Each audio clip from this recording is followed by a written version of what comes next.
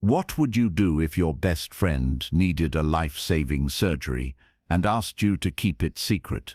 Taylor Swift showed up to every hospital visit, never posted once, and proved that real friendship doesn't need an audience. For one kidney transplant survivor watching years later, this story changed everything. Sarah Mitchell was 35 years old when her kidneys failed. Not suddenly. Kidney disease rarely is. It was a slow decline over 3 years. From your numbers are slightly off to you need dialysis 3 times a week, to finally, in June 2023, you need a transplant or you'll die. Sarah had been sick for so long that she'd gotten used to a certain reality. Most people can't handle chronic illness. They try at first, they send thinking of you texts and offer to bring meals.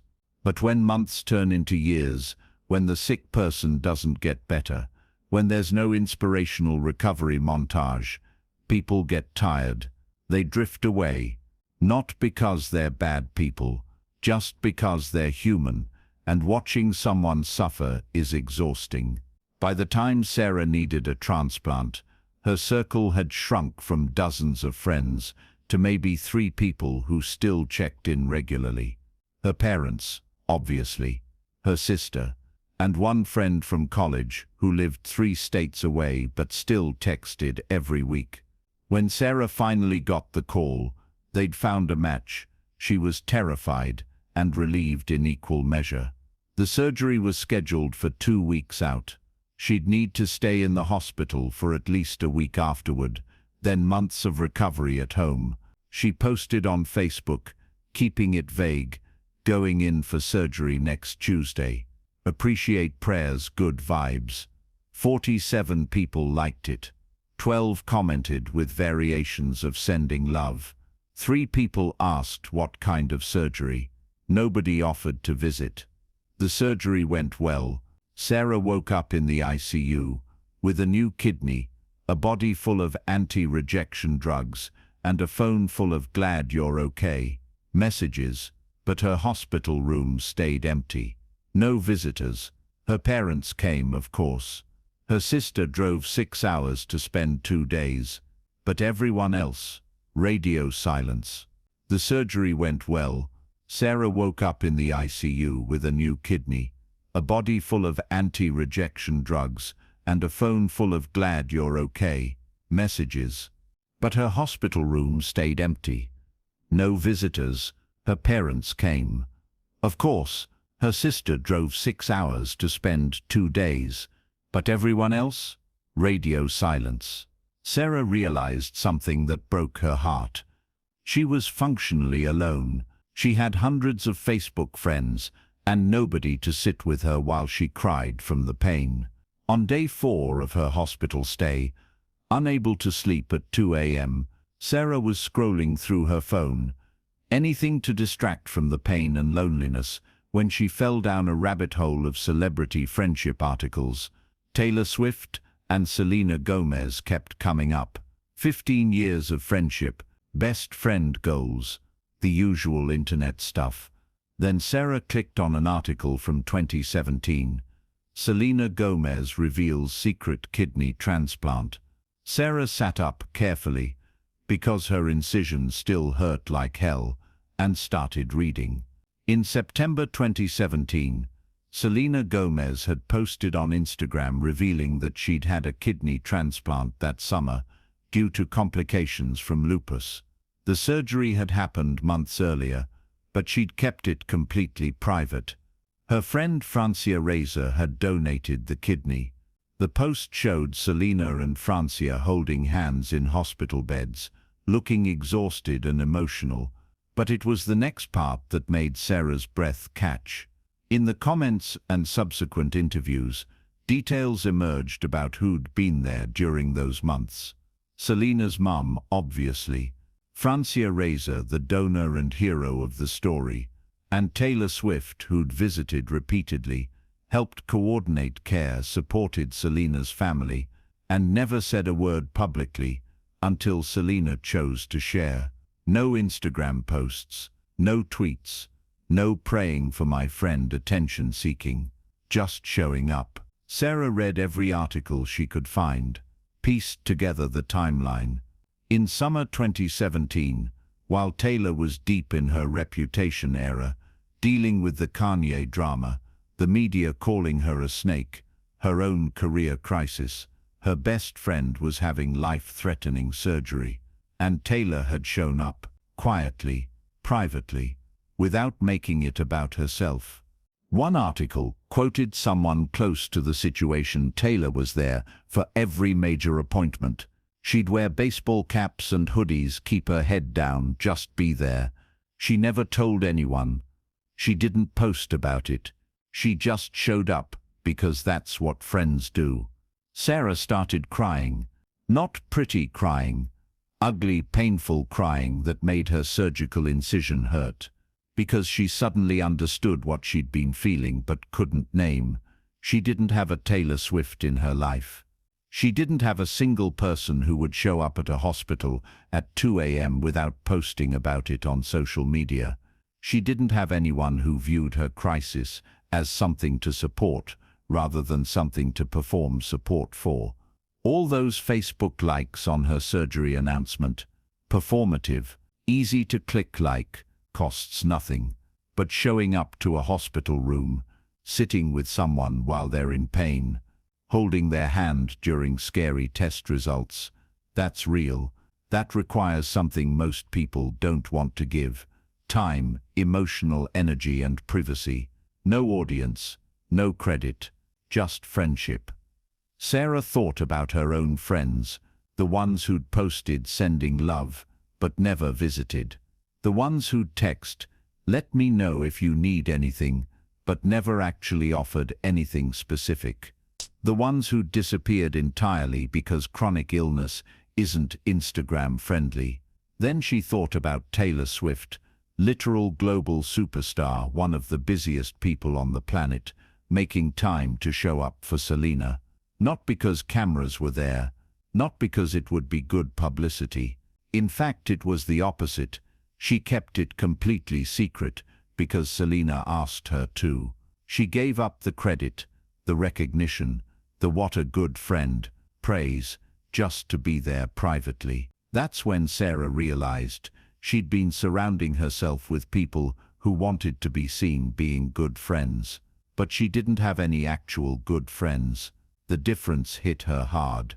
Real friendship shows up, fake friendship shows off. Sarah kept reading. She learned that this wasn't a one-time thing. Taylor and Selena had been friends since 2008, 16 years at that point. They'd been there for each other through breakups, career changes, public scandals, health crises, everything. And they'd managed to keep the important stuff private while living incredibly public lives. In interviews after Selena's transplant reveal, Selena would say things like, "I have a very small circle. My friends showed me what loyalty looks like." She never named Taylor specifically. That wasn't the point. The point was that real support doesn't need to be broadcasted. Taylor, for her part, continued to never discuss it publicly. Even years later, when interviewers would ask about their friendship, she'd keep it general. "Selena's one of the strongest people I know. I'm grateful to be her friend." No specifics, no war stories, no using someone else's trauma for content. Sarah spent 3 hours that night reading everything she could find about Taylor and Selena's friendship. Not because she was a fan, she barely listened to their music, but because she was desperate to understand what real friendship looked like. She'd thought she had it. She'd thought all those people who liked her posts and sent heart emojis were her friends. But when she'd actually needed them, when she was alone in a hospital room, scared and in pain, none of them had shown up. When Sarah got home from the hospital 2 days later, she did something radical. She went through her phone and unfollowed everyone who'd performatively supported her, but never actually helped. She deleted Facebook, the source of all that meaningless sending love, Bullshit. She stopped reaching out to people who never reached back. It was lonely at first, really lonely. But Sarah realized that she'd already been lonely, just too distracted by the performance of friendship to notice. Then she started over. She joined a kidney disease support group, met people who actually understood what it was like, started building real connections, slower, smaller but genuine. People who would text, "I'm bringing dinner Tuesday at 6. You don't have to clean up. Just tell me if you have food restrictions, instead of let me know if you need anything." She reached out to that college friend who'd text every week. "You were the only one who actually showed up. Want to come visit next month?" The friend did. They spent 3 days together, and Sarah cried, telling her how much those weekly texts had meant. "I almost stopped texting," the friend admitted. "I felt like maybe you didn't want to hear from me since you never had good news to share." "I wanted to hear from you," Sarah said.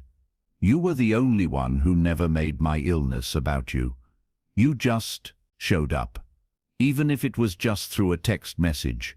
A year after her transplant, Sarah was at a coffee shop when she overheard 2 teenage girls talking. One was showing the other a video on her phone. "See? Taylor never posted about it. Selena kept it private for months. That's real friendship." "But like, wouldn't you want credit for being there?" the other girl asked. "That's the whole point," the first girl said. "Real friends don't need credit. They're not there for the likes. They're there because they love you." Sarah almost interrupted them to say, "Yes, exactly." But she didn't. She just smiled into her coffee and thought about how a celebrity friendship between 2 people she'd never met had taught her the most important lesson of her adult life. 2 years after her transplant, Sarah is 37 years old and healthier than she's been in a decade. Her circle is tiny, 5 people, including her family. But those 5 people are real. They're the ones who showed up when she had complications, who drove her to appointments, who sat with her in waiting rooms without checking their phones every 5 seconds, who never posted "proud of my strong friend" on social media, but told her privately, "You're amazing and I'm here." She thinks about Taylor and Selena a lot, not in a celebrity worship way, just in a grateful way. Because their example, particularly Taylor's private support during Selena's transplant, gave Sarah a framework for understanding what she deserved.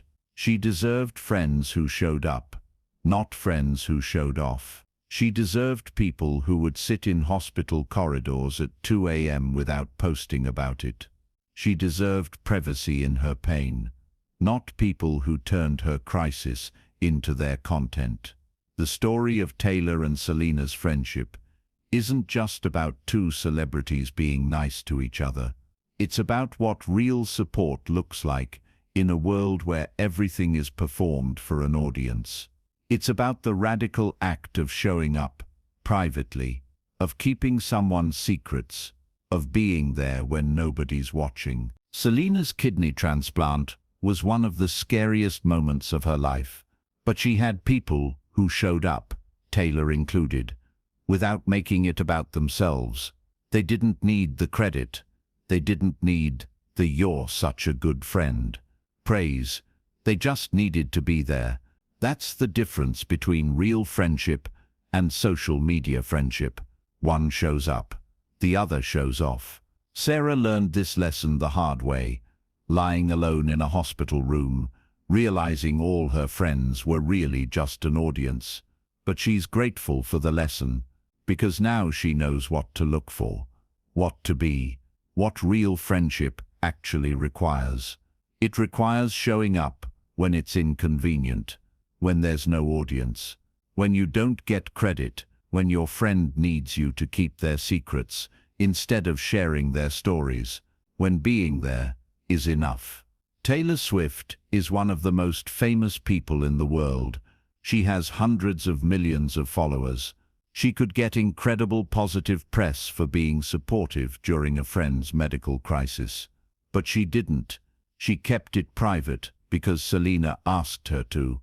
She showed up without performing.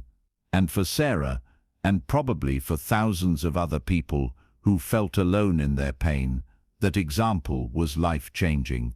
Not because Taylor Swift is special, but because she demonstrated a principle that everyone needs to learn.